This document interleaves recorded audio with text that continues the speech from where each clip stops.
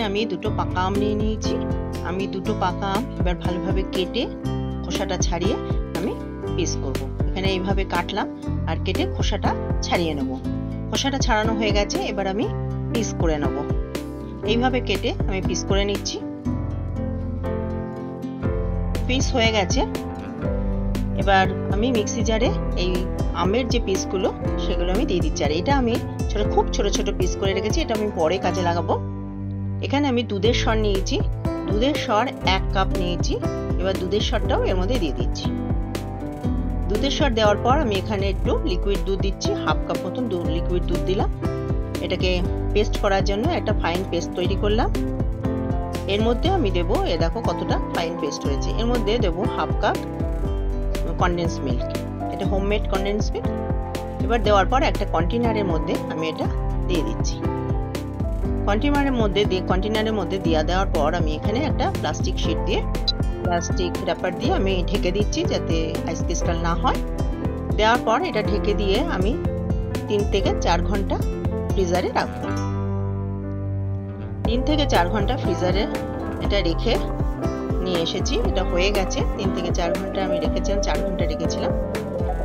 এবার আমি আবারও মিক্সি জারে এটাকে চামচে করে করে দিয়ে দেবো। পুরোটাই দিয়ে দিচ্ছি। দেওয়ার পর আমি আরেকবার ব্লেন্ড করব, একদম স্মুথ পেস্ট তৈরি হবে। আমি একই কন্টেনারে আবার দিয়ে দিচ্ছি, আর যে ছোট ছোট আমের পিসগুলো দিয়েছি সেগুলো আমি এর মধ্যে মিশিয়ে দিচ্ছি। আইসক্রিম খাওয়ার সময় আমের পিসগুলো মুখে পড়লে খুবই ভালো লাগবে, সেই জন্য আমের পিসগুলো দিয়েছি। এভাবে পুরোটাই দিয়ে দিচ্ছি এবং আমের পিসগুলো ওপরে সাজিয়ে দিলাম। দিয়ে আবারও আমি একটা প্লাস্টিক র্যাপার দিয়ে এটাকে ঢেকে দিচ্ছি যাতে আইস ক্রিস্টাল না হয়। দেওয়ার পর ঢেকে দিয়ে আমি কভারটা দেওয়ার পর এখানে 8 থেকে 10 ঘন্টা ফ্রিজারে রাখবো। 8 থেকে 10 ঘন্টা ফ্রিজারে রেখে আমি নিয়ে এসেছি। এবার আমি এটাকে খুলবো। খুলে আমি 3-4 মিনিট এমনি রাখার পর তারপরে আমি এটাকে স্কুপ করে নিচ্ছি। এটা খেতে কিন্তু দুর্দান্ত হয়, আর এটা গ্যাসও লাগে না, গ্যাসে চড়াতেও হয় না, মিল্ক পাউডার লাগে না, হুইপড ক্রিম লাগে না। এই জন্য এটা খুবই সোজা। কতটা ক্রিমি হয়েছে। এই রেসিপিটা যদি তোমাদের এই রেসিপিটা খুব সহজেই হয়ে যায়, আর মিক্সি জারেই সবকিছু দিয়ে হয়ে যায়, এখানে গ্যাসেও চড়াতে হয় না।